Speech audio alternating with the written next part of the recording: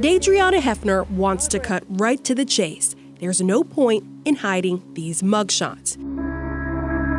She did drugs. It landed her in prison. I needed to get arrested to have that long, clear frame of mind. A Cherokee County mom with an addiction that caused intervention from the Georgia Division of Family and Children's Services, known as DFACS. The state agency placed her 2 kids in foster care October 2021.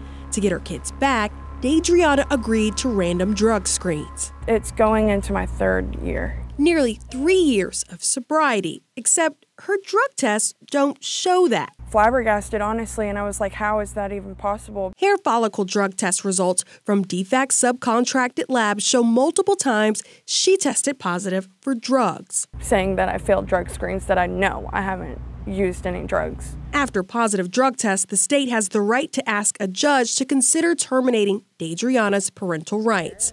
So at the advice of her attorney and even her mom, Deidreana began getting tested at independent labs too. Ours is negative and theirs is saying positive. State subcontracted labs showing positive for meth, independent labs showing negative. Deidreana's allegation of false positives is no outlier. Atlanta News First Investigates uncovered credibility issues with 2 of the largest labs subcontracted to do drug screens for DFACS. The labs are Aver Health and Expertox.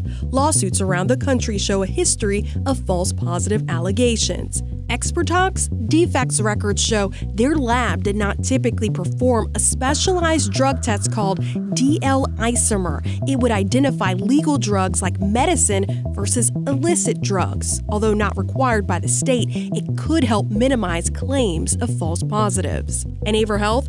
For years, the lab company actually held contracts directly with the state to exclusively do all drug screens for DFACS. That exclusive statewide contract was not renewed again last year.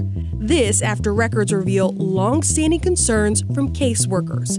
A DFACS County director reporting a 2019 case of an alleged false negative, calling it a safety issue for a child, writing, "We rely on drug screen results to be accurate. We received an erroneous negative on the mother. It was a key factor in returning a child to the mother." Aver Health called the results a keying error due to manual entry. Drug tests, which helped decide the fate of families like Deidreana's. Her 2 kids remain in foster care. Sorry. It's been heartbreaking, really, because not only have my choices affected them and I've had to see what they've gone through, but I've done everything that I've needed to do to fight to get them back, and it's all of my efforts have failed.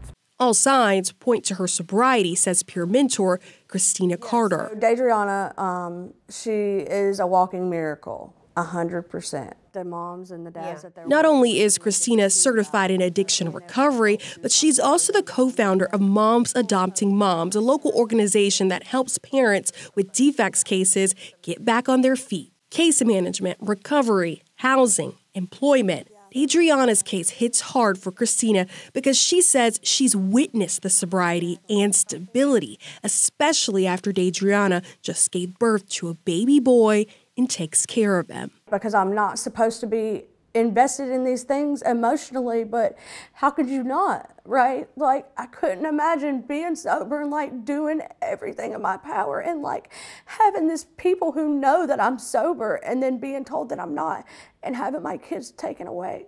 Should drug tests alone determine the outcome of parental rights? No, absolutely not. I mean, they are one tool. Former DFACS director Tom Rawlings reacting to our findings. And I think that, what you've highlighted in the reporting that you've been doing on this issue is that I think not only our state child welfare system, but I think other states, we need to look at how we're using these tests. Rawlings was director from 2018 to 2021, a time in which he reviewed complaints of false positives and false negatives. He agrees the results may create caseworker bias about a parent's sobriety, but now he advocates reviewing policy and standards around the reliability of the test. We need to be talking with experts on, what does it actually mean to have this particular level of positivity. I think one of the things that may very well come out of this series and this investigation you're doing is